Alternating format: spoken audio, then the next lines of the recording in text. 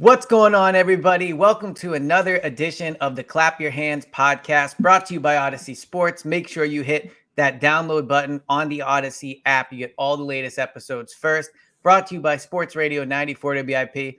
And Kyle, today kind of feels a bit like an emergency pod. I know the comments came out yesterday, but when we talked last week, we figured we would be doing maybe a big summer recap or whatever.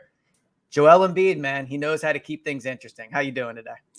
Yeah, the rare emergency pod that happens a day after the news comes out, which came out 3 or 4 days after the interview was done, which honestly, it's really remarkable. Anytime something like this happens in like today's age and social media and how that all works, for it to go like 3-4 days without anybody even really noticing that he said this was probably the most remarkable part of this whole saga. So, well, I woke up, I was in Charlottesville this past weekend, and I woke up on what's today, Tuesday. So I woke up yesterday on Monday, and I saw like shout out to AJ Torres. I think maybe it was that tweeted it, and I saw the video, and I'm like, wow, I must have missed this blowing up as a big deal.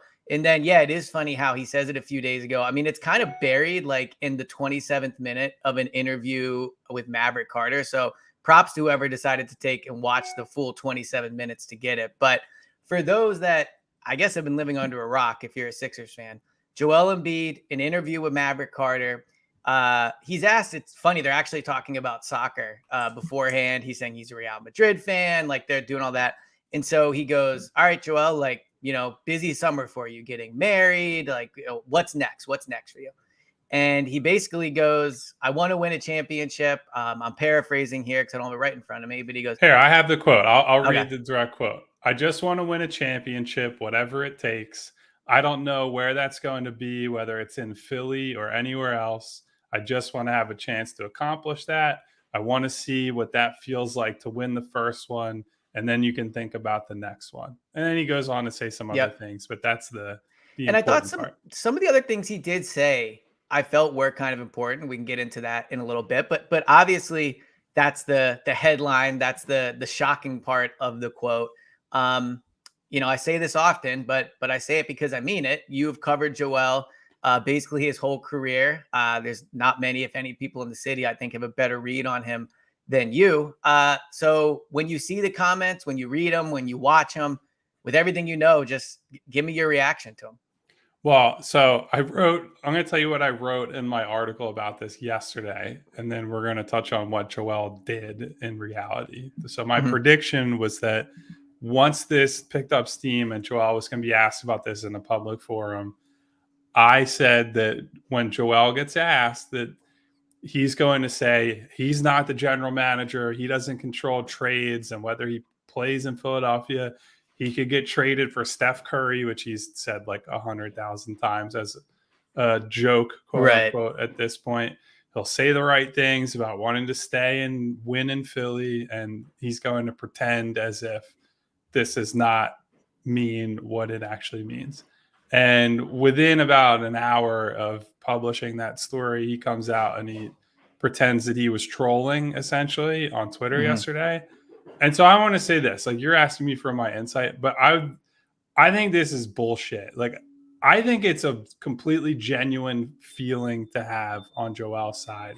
If he's looking at the landscape and saying, I might have to start looking toward the exit door a little bit over the next year or so, right? Because if Harden gets traded and he gets traded for role players and maybe like a pick or two or whatever it is, and they're not a real contender this year, he then turns 30, he's heading into 31 and thinking, what's the path for us to contend, us as the Sixers? And maybe they strike out in free agency. Maybe their best option next summer is a guy who doesn't deserve the full max and they have to commit to a bad deal to bring another guy in. I could understand at that point, after all that's happened here between injuries, the Colangelo burner accounts, the mistakes they've made with roster building, the Horford season, all that. Like Daryl Morey wasn't here for most of that or did all that, but he might have to be the guy who ends up cleaning it all up and figuring that out. And I could get all that. To say what he did in public, which he knows exactly what he's doing, by saying that, right? It doesn't mean that he wants a trade right now.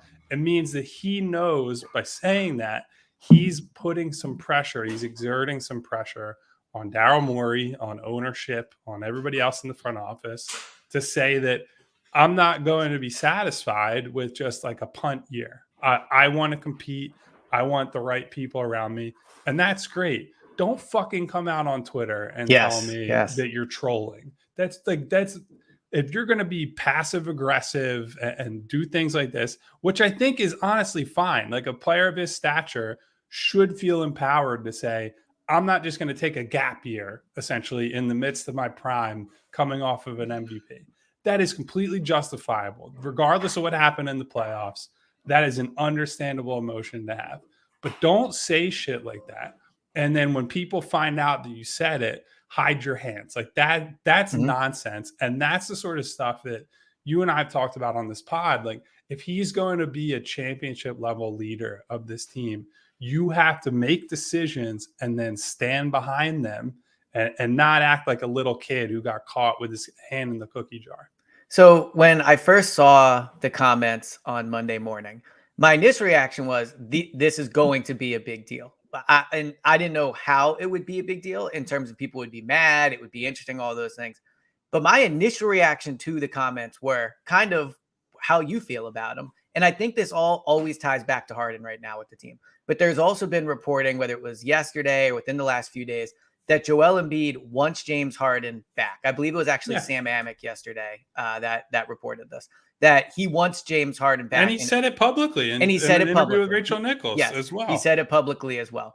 But so when you look at the comments through that lens of maybe he's not happy about this James Harden thing. Maybe he's worried the trade package is going to be role players. And so if you look at the comments through that, it's basically saying, hey, man, I want to win a championship. I work really hard to make sure I'm ready to win a championship. I love that he defended the MVP thing because I think he should defend it.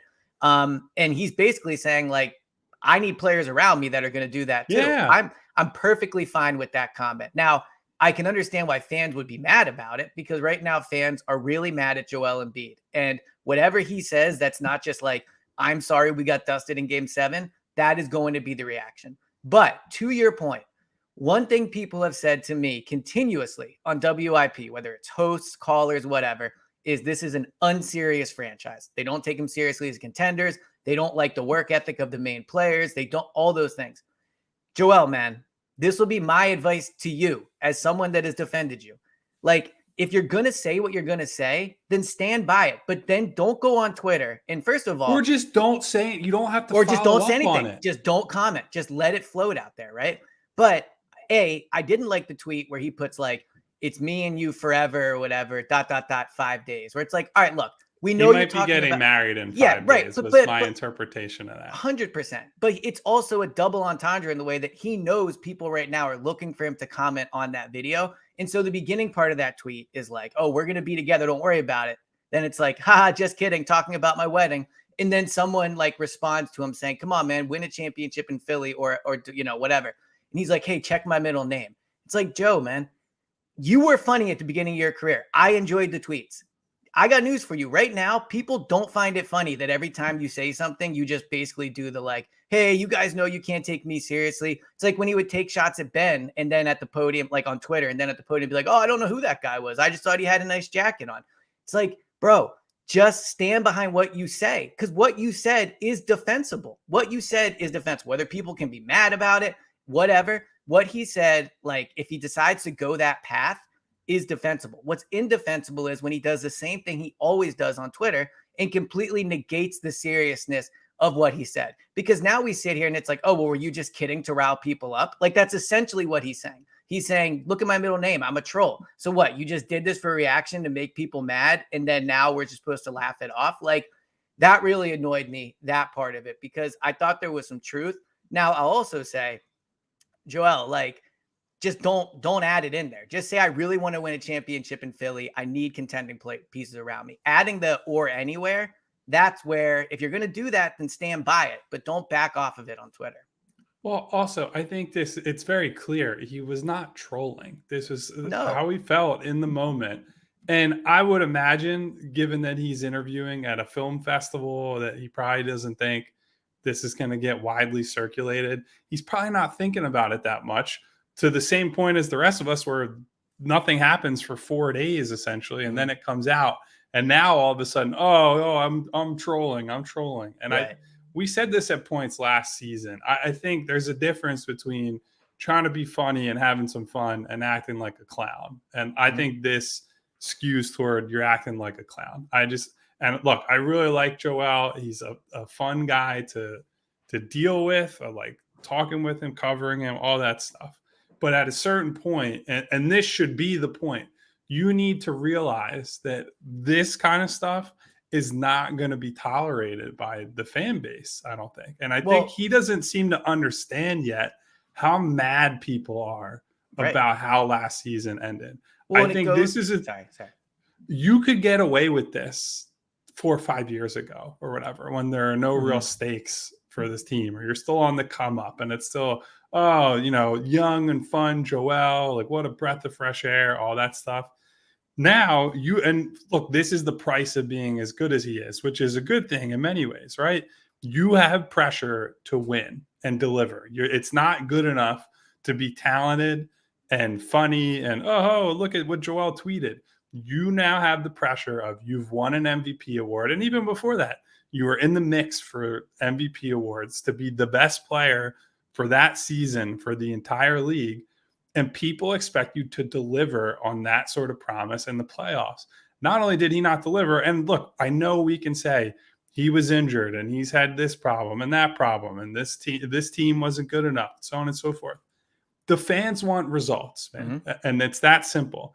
And they don't want to hear. And it's such a shame too, because I thought you and I agreed on that Rachel Nichols interview where he's given James a lifeline.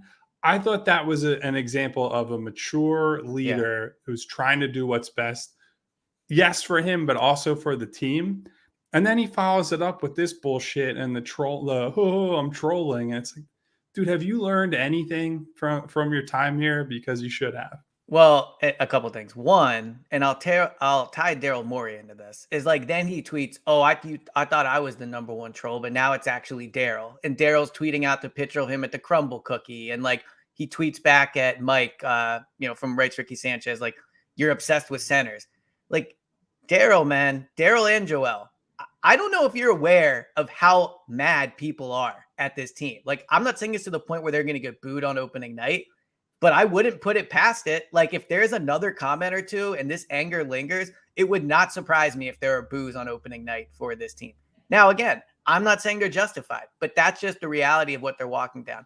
And the other thing that's annoyed me in the reaction to this, and probably what's annoyed me about it is it's true, is a lot of people do the whole like, man, Jalen Hurts and Bryce Harper would never do this. You'd never see them do it. And I'm like, well, first, Joel has so much more history with this city. He bears a burden on his shoulders that Bryce Harper does not carry around. He's had a more successful career in a Sixers jersey than Bryce has had in a Philly. Like, we can go down that path.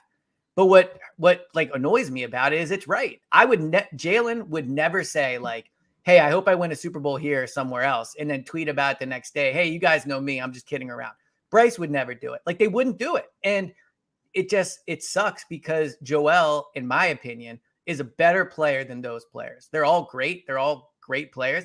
But Joel, I think, is better at basketball than they are at their respective sports. So, like, Joel is just kind of doing this to himself. But then on the flip side, I do agree. Like, I like the James Harden comment and everything. But kind of the main question after the frustration of this, of like, what are you doing, Joel, is now people talk like, is he going to ask out? You see Zach Lowe say yesterday, this is something that's been simmering. The Knicks rumors always come back up. I don't think Joel is going to ask for a trade, but I do agree with you too, where if this Harden thing gets fumbled and he gets to a training camp or he gets to the end of the season and he doesn't feel that there's pieces around him, like, I thought what he was doing in this comments were saying, hey, I will ask out, whether or not, I do it soon or whatever. If I have to go elsewhere to win a championship, I will do it. How close do you think he is to doing that? I think they probably have at least the next year of runway to work with, as much as he wouldn't want to take quote unquote gap year. I do think that I have gotten no indication that this is like a short term, immediate problem to deal with. One thing on that, the Harper Hurts stuff. Mhm. You know, it's really funny, and I know it's hard to compare the two sports across schedules and seasons and whatever.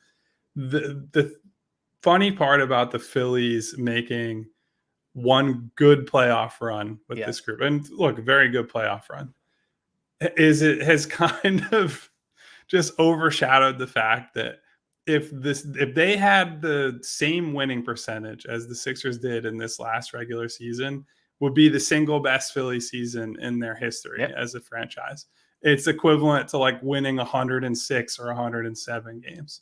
And Crazy. that just says that the best basketball teams are better than the best baseball teams, because the best basketball teams are winning 60 and in some cases 70 plus games. Well, Whereas I also think, yeah, if you're a people baseball take the team, you Sixers win winning for 100 granted. games. Yeah. It's Yep. just like unbelievable. So yeah, the playoff stuff is what changes it, and I know that's fair to a certain extent, but let's keep some perspective on how excited everyone is about the Phillies to be like 51 and 42 or whatever the fuck. Well, it's so funny how the Phillies, they'll like tie for the last wild card and it's like a celebration. The Sixers are in the top It's 3 yeah, at all point in the East. But this is the frustrating part of it. And it's also, it does show that really all the Sixers need to do is get out the second round, because prior to the Phillies playoff run last year, like when they were just barely getting in, it was these guys are losers, they were super unpopular, like, not to go down this road, but there was all that vaccine stuff. Like they were right. not They were viewed. thought of more for being like the anti-vax team than Yes, they yeah, were. they were not viewed in a favorable light, but they went on a 6-week stretch, which was unbelievable, one of the best runs of my life being in Philly from a sports perspective, and now they're winners. And the Sixers, this is what's frustrating.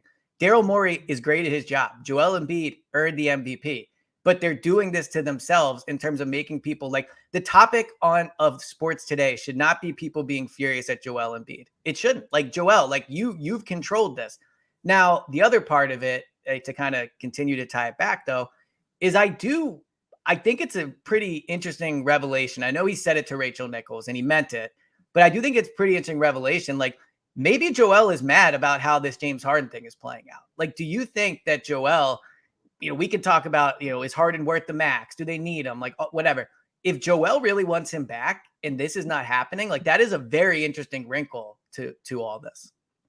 Yeah, I mean, look, if you're Joel, you probably look at it from this perspective and say, this feels like a self-inflicted wound to a certain Yes. extent. And Daryl being the quote unquote James Harden guy, for you to allow it to get to this point is just like, what are you doing, man? Like your whole thing is you're good with stars and stars are what matter and so on and so forth.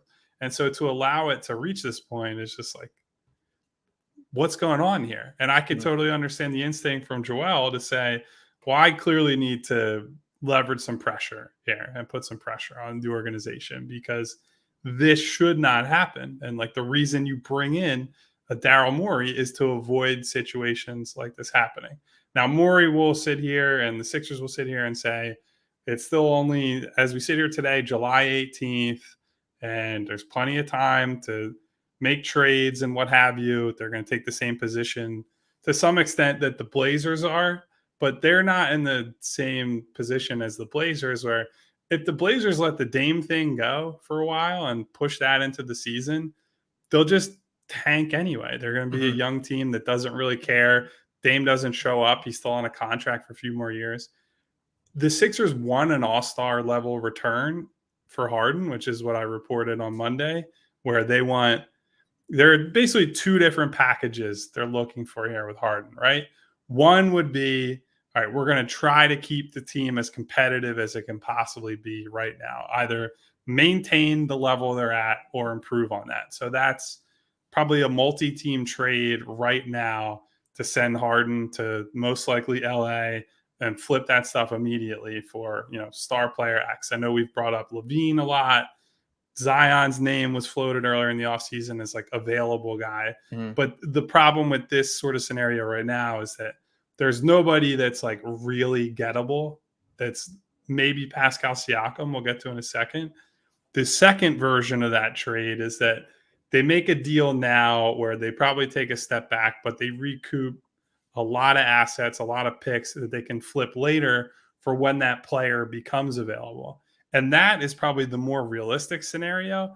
And that's the one that I think Joel looks at and is like, well, what does that do for me, though, right now? Yeah. Getting a pick in 2028 and 2030 and pick swaps and whatever, that doesn't help Joel Embiid on the floor in October, November, December, January. So those are the two, I think, realistic paths that the Sixers see right now.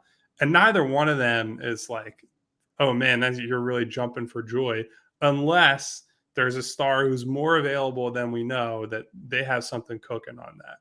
Yeah, and like I'm fine with Joel feeling that way. I think Joel Yes. should want the most competitive piece around him. I like Joel putting pressure on the organization.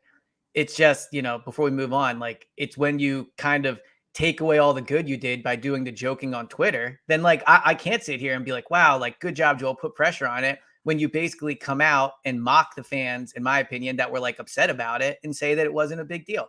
So all that, like I like putting pressure on it, but it really frustrates me. It might be the thing that frustrates me the most in Philly sports when Joel does this Twitter thing. Cause like I know he's better than that. I know he's smarter than it. I know he's a good enough player not to deal with this reaction. So I'm sure there will be another incident of it, but it was quite the quote to wake up to. And then the tweets, obviously, on vacation. But the other thing, since we've talked about Harden, I did want to get your thoughts, or not just your thoughts, maybe to get you to expound on it. You reported that like there's maybe some concern that Harden, this thing is not going to be pretty between the two sides. We've talked about this at length. Like my opinion has always been, I think because Harden likes his teammates, he will come in and be a good camper. He has financial incentive to do it, where he's at in his career, all those things. Kind of break down, I guess, for those that might have missed it, and you shouldn't. It's an article on Philly Voice, but break it down, what you're hearing about the James Harden thing. Yeah. So as it was expressed to me, essentially Harden's camp, and now keep in mind, you're hearing this from multiple people. Harden's camp, I think, believes that they've handled this mostly professionally so far. And I think the initial reporting on Harden's, I don't want to say trade demand, but trade request, however you want to frame that. I don't, whatever. I feel Wants like to it's a go to the demand. Clippers. We can parse words, but I feel like Yeah, I mean, it's a demand. it's semantics at the Yeah, end of the day. yeah. So I think the initial thing was communicated as they're working together to try to find a deal, right? The Sixers, Harden, and Harden's representation are all kind of working in conjunction with one another. And so, not kumbaya or anything, but it's at least like they're kind of on the same page to that extent. And as it was expressed to me, I think the longer this goes on, the antsier that Harden and his people get, and the more they're willing to be like, listen, if this keeps going, we could press some buttons that you're not going to like. So I think the start of that is probably the stuff that's coming out from Shams and some other people, that there's a fracture in the relationship between Harden and Morey, which I think is certainly true. Like we wouldn't be here if the relationship was as good as it had been in the past. I think they'd be able to hammer things out a little easier. I think maybe at some point you might see Harden and his camp get to the point where they're talking about whether there was some kind of handshake deal between the Sixers and Harden last summer that now is not being honored, because that is really the nuclear option, in the sense that that triggers, if they start going public with that, NBA investigations and what have you. Now, what I would say on that front, because that would be CBA circumvention, essentially.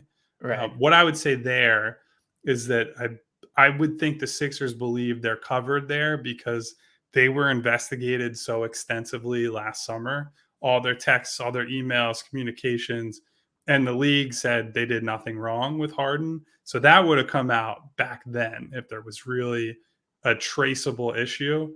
But, I think if Harden's camp really wants to try to cause problems, they'll play up that angle. They'll bring that to various reporters and outlets and start leaking things like that. Maybe get into more of the Tucker and House deals and how that came together. So I don't know what they're going to do is what I would say, but I think that's the first place you would probably look. And then of course, like beyond the, hey, just leak stuff to the media, then you get to training camp in late September, and we know what Harden looks like when he doesn't care. He can be disruptive. He might show up out of shape and can get in shape relatively quickly once he is like motivated to do so. But he could be a presence, a toxic presence, if he really wants to. I still doubt that he would do that because I think that's for him hustling backwards to a certain extent, especially this deep in his career with fewer teams out there that are willing to give him, the money and the years that he wants. But these are all just kind of things over the horizon or on the horizon that I think the Sixers have to be prepared for. And if they don't start to make some real traction, some real progress on a potential Harden trade, then who knows what's going to happen. I think is kind of the word right now. Well, listening to you talk about that, the thing I think about is what we talked about in the last pod, which is like the benefits of Nick Nurse knowing what's going on. Like, do you want an out of shape, mad James Harden showing up to the first day of practice? Like, forget a scheme thing, just from a vibe perspective of starting off the season as your first season as a head coach. That's certainly not good.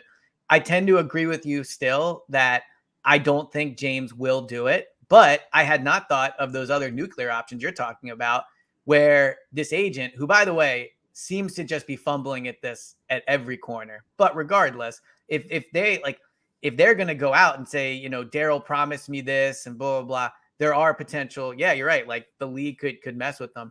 My thing is, I just don't know how much I care if James is mad at Daryl Morey.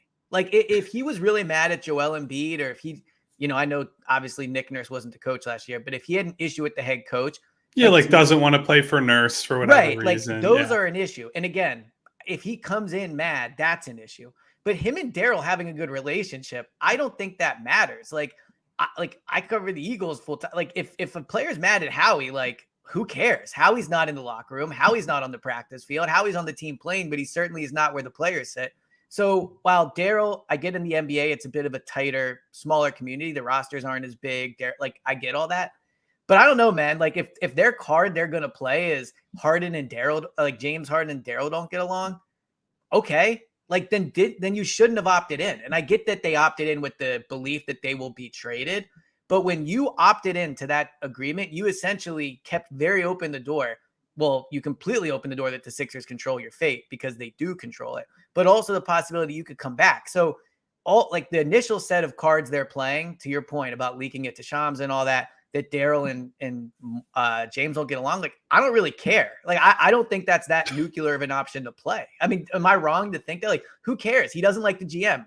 Okay. Like, you're not going to be playing with him. You're not going to be getting coached by him.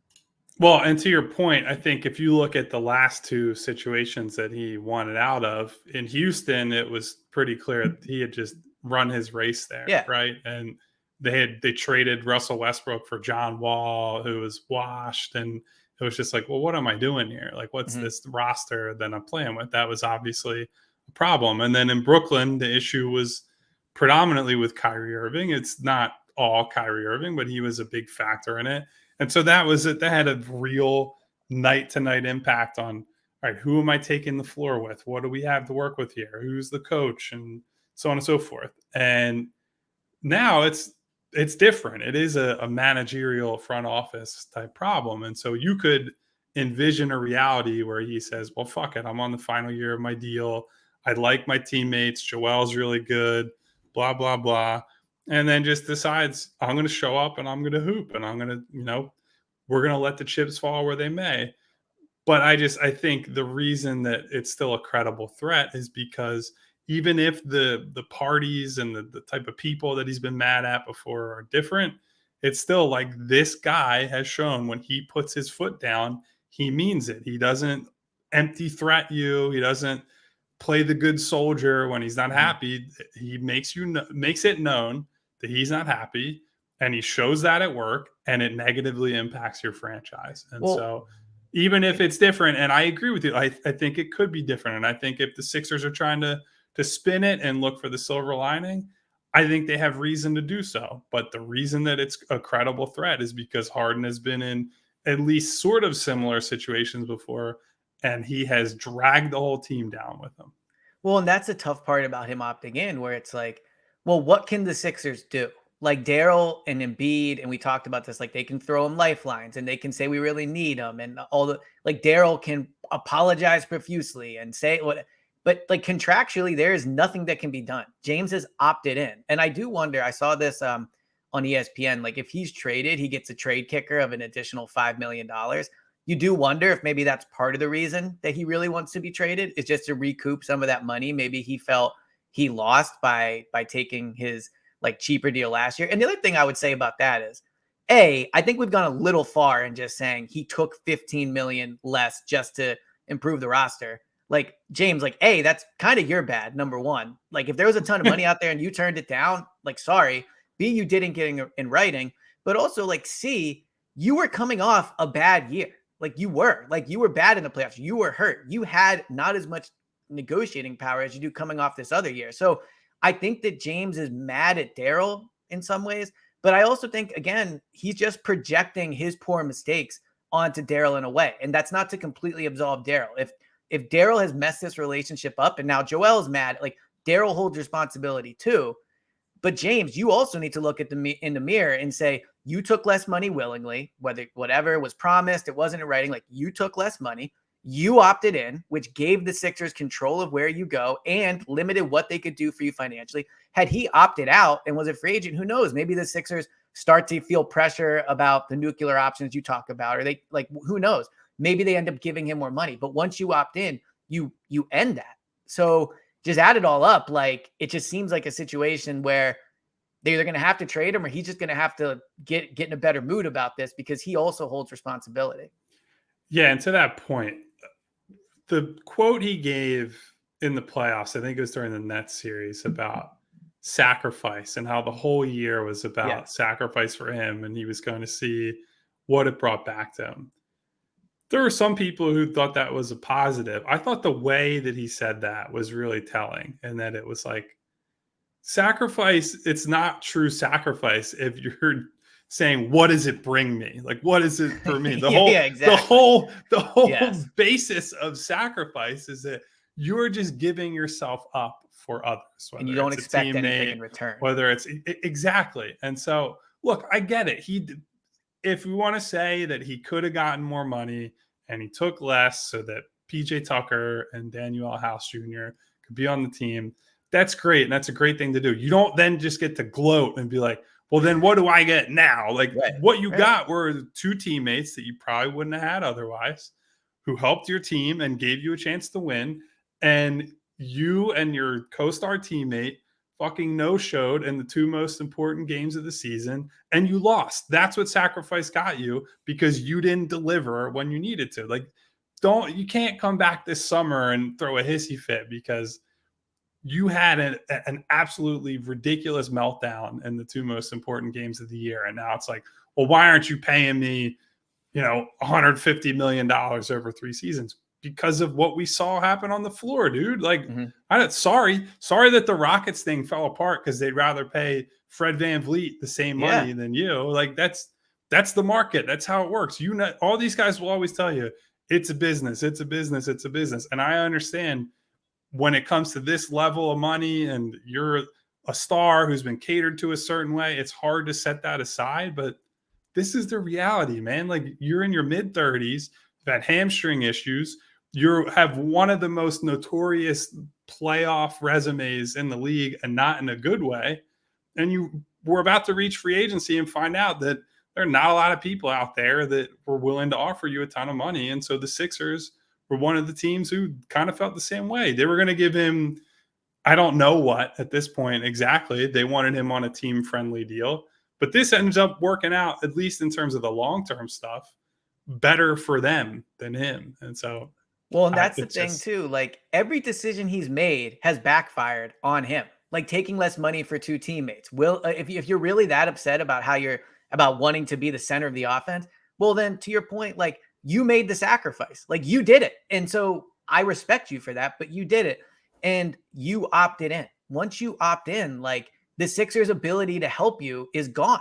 It just is. Like, they can try to trade you to the Clippers and but it's also on Daryl to make sure it's for the betterment of the team. But to kind of wrap these two topics up in a bow before we talk about Siakam, it does make me worried about how this season could go. I have been very much in the camp of I'm okay running it back. I think they have a legit a chance to contend. I think continuity matters. Like I do believe in all that. But I also know, and you know this too from being in locker rooms, like off the court stuff matters. And the Yes. tenor of these pods is changing. Like when the season first ended, it was being mad at the team. We get all that. But then you can look at, positivity and like they were good. But now it's Joel's saying he really wants Harden back. Joel is talking about maybe not playing here. Harden's really mad at Daryl Morey. Who knows what's going to happen with that? And this might be a stretch, but I don't super think it is. Like Tyrese Maxey's in a contract year. And if, let's say, 2 months into the season, Tyrese is not getting the opportunities he wants, like who knows how that plays out? Maybe he's saying, hey, like I need more opportunities for my contract. Or when we talked earlier in the year, you said you weren't going to put me in trade rumors. I know you want, like, there is so much there bubbling under the surface that there is a worry for me that as good as they are, and as much I do think they have a real title, a shot to contend, like it's a lot to manage and it's a lot to be worried about. Well, and not to compare them to the 90s Bulls, but like unlike in a scenario with the Last Dance, for example, those Mhm. guys had all won a ton of shit already when that Yeah. happened, right? Where all the issues that are going on behind the scenes, where Scotty's not getting paid and Jordan's going to retire and Phil's going to leave and all that stuff, they all were able to put all the personal and individual bullshit aside because they knew we've won multiple titles together. Like, this is worth it. I will buy in because I know that the payoff is potentially there. Mhm. Whereas this group, you could go into the season and say, other than Nick Nurse, who won a title 4 years ago, a lot of these guys are like, well, why am I sacrificing for this group? Nobody else here has won anything really. Yeah. None of the like team driving players. Joel hasn't won anything. James hasn't won anything. Tyrese certainly hasn't. And so you have to avoid that sort of mentality seeping into the whole team, right? You can't go into the season with guys worried about themselves and what the next thing is. Everybody has to be dialed into Yeah. this season and the next goal and the next game and the next step. And that's going to be a really challenging thing.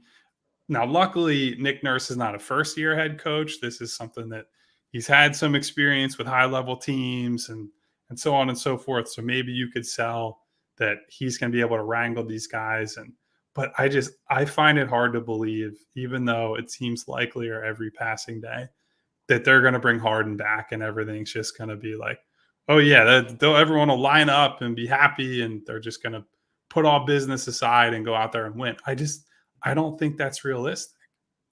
Yeah, you might be right about that. I mean, my brain does tell me they're a very good team and a very good roster and a very winnable East, and maybe that's enough. But with the Eagles, one thing I always point to is they have a very strong backbone. Like the owner, GM, head coach, quarterback, they're all on good pages. They're all on the same page right now, and it just doesn't feel like the Sixers have a strong backbone to lean on. To your point, like the Bulls had something they could like all at the end of the day look at and go, yes, this is worth it. And we all believe in it.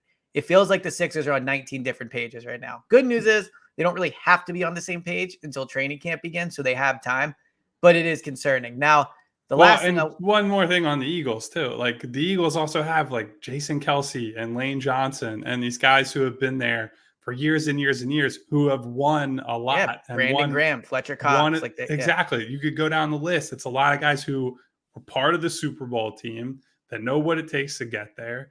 And these guys don't have that. They have like Yeah. PJ Tucker, but PJ Tucker is in his late 30s. And no disrespect to him, he's not Lane Johnson. He's not Jason Mhm. Kelsey at his position. He's not potentially a future Hall of Famer. He's a good role player, but he is not at that level. And he can't command that level of respect or influence the game that as much as those guys do, which is a Yeah. major difference. 100%. And it puts a lot on Nick Nurse's plate. And look, it also puts a lot on Joel's plate because once Joel is there in camp, if James is there, like it's on Joel too to make sure everybody's on the same page. But one way they could like at this point, who knows how big of a trade they'll be able to make. But we talk so much about Harden. There is still the Tobias chip. And I think about that when I see the Pascal Siakam rumors. I don't think you're trading James Harden for Pascal Siakam, but I also think it probably takes more than Toby. Regardless, Pascal Siakam has been linked to the Sixers. They were mentioned as a team that had interest. You do wonder how much of that is just the agent being able to connect the dots. Like Nick Nurse is there. The Sixers are looking to make moves. There's all that there. But Siakam would be a nice kind of middle ground between making a change to the roster to give people some hope. You spice things up a little bit, but you're also not making a major overhaul where you can still lean on the continuity a little bit. What do you think of the Siakam stuff? So I think he probably fits a little better than the biggest detractors would think. So it was the year after Kawhi Leonard left. Mm-hmm. I believe he took over 6 threes a game. I only made about 36% of those, which Not would terrible. have to, Yeah. it's not terrible, but that would have to go up a little bit. But multiple time All-Star, he's going to turn 29, or I think, yeah, he turned 29 in April. So it'll be 30 when the playoffs start next year. So guy right in the middle of what we would consider either prime or post-prime years, coming off a season where he scored 24 points a game, 8 rebounds, 6 assists. He's a very versatile offensive player. Now, I think he's versatile in a way that doesn't necessarily raise their ceiling. And there would be some complications where can't operate from the elbows as much. Him and Joel are probably getting in each other's way. Not as natural of a fit in terms of putting those two in actions compared to Harden and Joel, right? Where it's a guard and a center, and you just run all the traditional stuff that you'd run as an NBA team. Not the same for Siakam. They would get considerably better on defense. That's a team that all of a sudden you have 2 of your main pieces are like real defensive guys. He's a switchable playoff caliber, finals caliber defender, and that's a big won deal. A title. So you start envisioning it, and now I don't know what it would take to get somebody like Siakam, but let's say you have Joel, you have Siakam, you have a guy like DeAnthony Melton, another long athletic defender. That team already is starting to look like more of a defense first, tough minded team than they did a season ago. And then they have been since Jimmy Butler left, essentially. And they had that version of that team.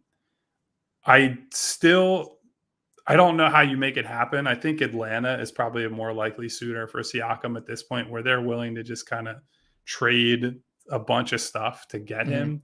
And he's a more natural fit with someone like Trae Young. And you don't have to worry as much about, is he going to try to operate on offense from the same spots on the floor as Joel? But I think he's very good. I just think he's a number 2 that would need a very specific number 3 fit that I don't know that they have. So this might be a bit of a complicated question, but what it would take to get him. Like, I get the Harden thing. Like, if you remove the emotion of it all, I do not think trading James Harden for Pascal Siakam makes the Sixers better. Now, if you factor in all the, like, Harden could be a problem, Siakam comes in, and maybe there's just a better locker room, that's an interesting discussion. But, like, do you think this is more the Sixers would be, and now they have a high bar for the Harden trade, they're willing to trade James for Siakam? Or are we looking more at like this is Tobias plus? Because Siakam, I believe, is also on an expiring deal, which I think makes him a little more attractive because you're not locking yourself in to 2+ years of big money after this. Like, you think it's more of a Toby trade, or you think this is, we could sit here one day, do an emergency pod, Harden's on the Clippers, Siakam's on the Sixers? I think it's probably more of a Harden trade. Wow. Just because, so look at it this way. Masai Ujiri doesn't trade his guys really. And he sets he's similar to Daryl in this way, where they both set very high bars on their guys and nobody clears them. It's why OG Anunoby is still on the Raptors, despite the fact that he was like the biggest name heading into last trade deadline, people saying he's available and so on and so forth. Big reason why is Masai just doesn't want to give his guys up. And so I would imagine he's going to hold out for, despite the fact that Siakam's on an expiring contract. He's going to say, you could trade for Siakam and he might change your ability to contend, right? Mm-hmm. This is not just like as much as I think he's been overrated at times, the stats are what they are. The guy scored or had a line of 24, 8, and 6, shot 48% from the field last year. Like, those are really, really good numbers. You can say they're really good numbers on a bad team, but he also was able to be that efficient on a team that had basically no point guard or no guard play and no shooting, and still maintain that efficiency and showed that level of versatility. So I think rightfully so, Masai is going to hold out for a fairly big deal. I don't think Tobias plus whatever poo-poo pick platter they can offer is going to get it done. You basically be offering swaps and maybe a 1 first-round pick way down the road, unless you're doing the multi-team Harden thing. And I think the thing with the Siakam trade is he is not good enough where you could sacrifice Maxey in that deal. No. Like, that would have to be you get Siakam and Maxey is still on the team. And that's the biggest reason I think it would have to be part of a multi-team Harden type trade. Yeah. And again, I just like, if you remove the off the court stuff, I don't think they're better with Pascal Siakam than they are with James Harden. Like, I don't think the fit is good. They're different, but yeah, I don't think they're necessarily. I don't think they're as good. So, I mean, look, the last time we wrapped up a pod, we thought we'd be doing a very different pod. The Sixers always keep things interesting. Any kind of final thoughts, other things you wanted to touch on before we get out of here and see if Joel's tweeted anything else? No, I mean, so I will note one other thing. I don't know that the Nurse-Siakam relationship is that good at this point. And that would be another thing that you'd have to factor in here. But certainly if they acquired him, they'd be sending the signal that they feel good enough about that relationship that they're going to put them back together. Again, we're talking a lot about soccer on the podcast lately. Mm-hmm. I think one thing that happens a lot in soccer that people don't think about as much in basketball is like, these trades are very rarely made without a lot of behind the scenes intel, right? It's middlemen and agents and what have you, putting feelers out there. Like, how would you feel about playing with XYZ at this team? I mean, it's more obvious in the case of Dame Lillard right now, where everybody essentially knows he wants to be in Miami and nowhere else. But soccer teams do it. They essentially negotiate contracts before they agree on like what the player is going to be sold for. The wages. They agree on that part is done first. And it might not be like that quite to that extent in the NBA, but there is definitely a level of, there's a feeling out process. And so, if we do see a Siakam partnership at some point down the road, I will say there's likely to have been some groundwork done by people who I'm not even aware of their existence, is what I would say. I always think, and it's true, definitely in soccer, true in the NBA, and I know it's true in the NFL. By the time like the general public like finds out about something like a Schefter report or whatever, it's been the case for so long already. Like, if all of a sudden they tweet like, hey, Siakam's available in a trade, that means every single team was well aware Siakam was available for a trade. And for the last few weeks, they've been trying to figure out who can get him. And then that comes out. So I agree. Like, if Siakam were to come here, I think that it would definitely be done with the idea of like, he is down to come to Philly. He's excited about the opportunity. That being said, 10 minutes ago, I just went through and be like, Embiid could blow up at any moment. Harden's unhappy. The idea of trading for someone where once again, we're talking about like, well, we sure he wants to be here? Super not ideal. But we will be back maybe later this week. My weeks are all thrown off. Eagles training camp starts next week. So I'm very much in the preparing for that mode. But we shall be here, I would think, later this week, if not very early next week. We'll see what happens between then and now. Until then, make sure you're reading Kyle on Philly Voice. He's got all types of good stuff, the Harden stuff, and Embiid breaking it down. Make sure you're checking that out. And Kyle, I'll talk to you next time, man. Talk to you guys soon.